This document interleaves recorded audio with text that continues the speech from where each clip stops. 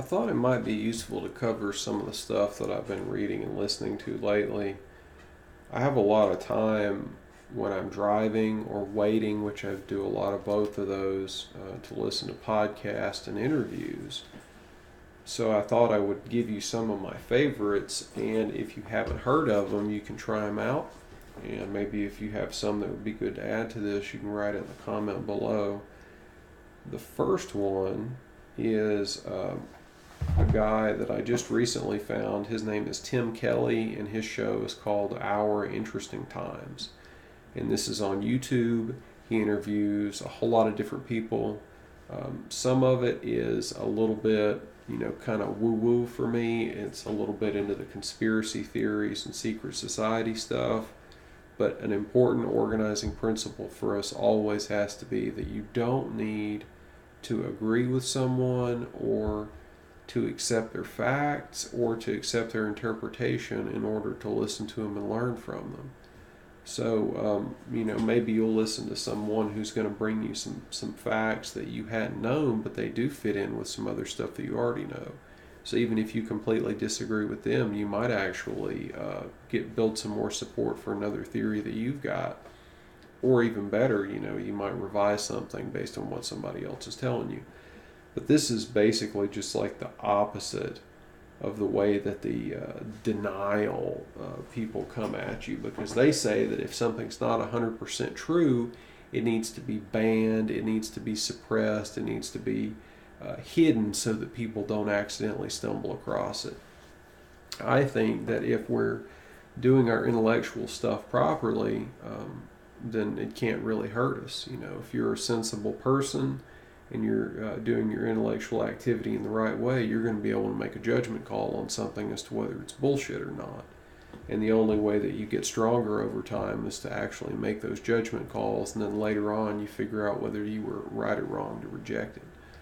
So I say, bring on the secret society and conspiracy theory stuff, because you'll either have to accept it or reject it, and make you stronger one way or the other, right? So Tim Kelly, Our Interesting Times, and not all of his content is like that, but that I guess was most interesting to me because I don't typically do that kind of stuff. But there's a lot of good stuff on there.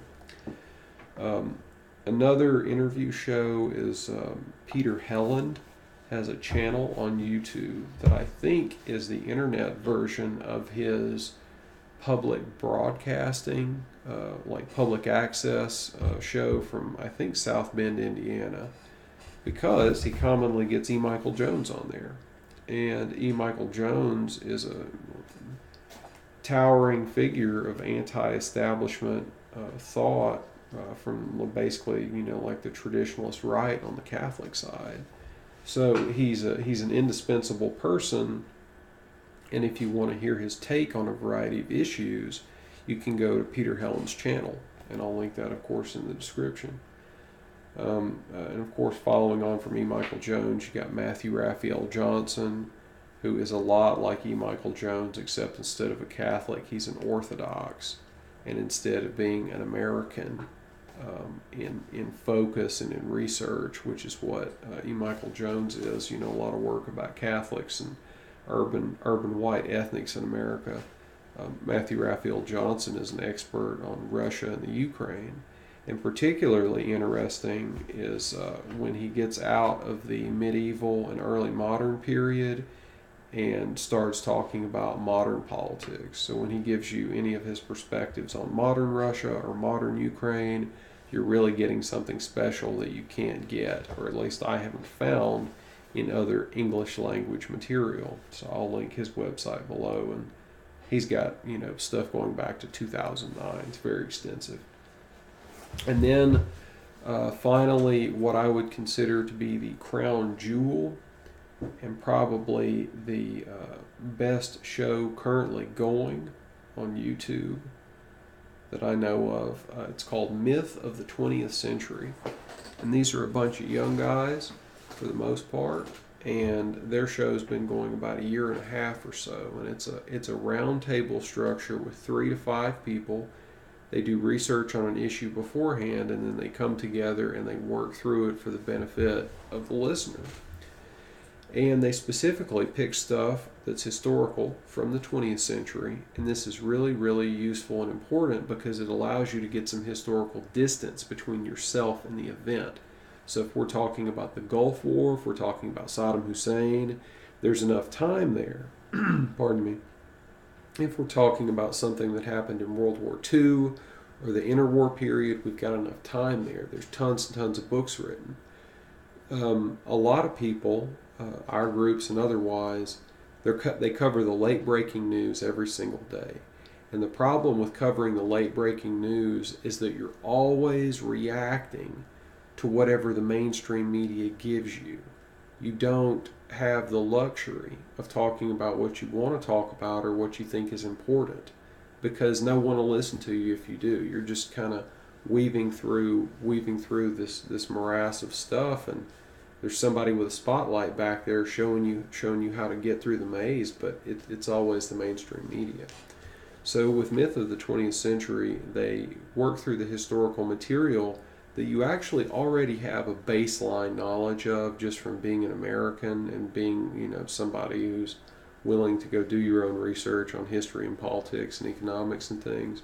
So you'll kind of know what they're talking about on the show, but they're going to help you work through the topic and purge your mind of all of the establishment brainwashing that happened to us in school and college and just reading the newspaper. And their show is indispensable for that reason. It actually gives you the tools and the training necessary for you to go tackle other topics yourself. You listen to 3 or 4 of their shows, and now you know how to do it. Now you can go after any topic you want, just like that. So those are 4 of the shows that I thought were the most important and most useful for me, or at least what I'm listening to. Our Interesting Times, that one's also great because Tim Kelly gets a pretty good variety of different types of people to come on there. So you're going to encounter some specific individuals that you probably wouldn't get into anywhere else because he's got a good variety. So that's very good. And then Peter Helland and E. Michael Jones.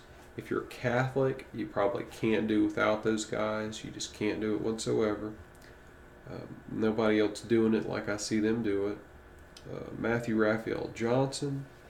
If you're a nationalist, if you're a little bit to the left economically, like if you're a nationalist but you've got the leftist economics leaning stuff, or you're interested in Russia and the Ukraine, the Slavic world, definitely go for him. And then finally, if you are an American and you want to, like I said, you want to desalinate your brain from all this crap that we were fooled with growing up, Myth of the 20th Century is probably the best thing going for that.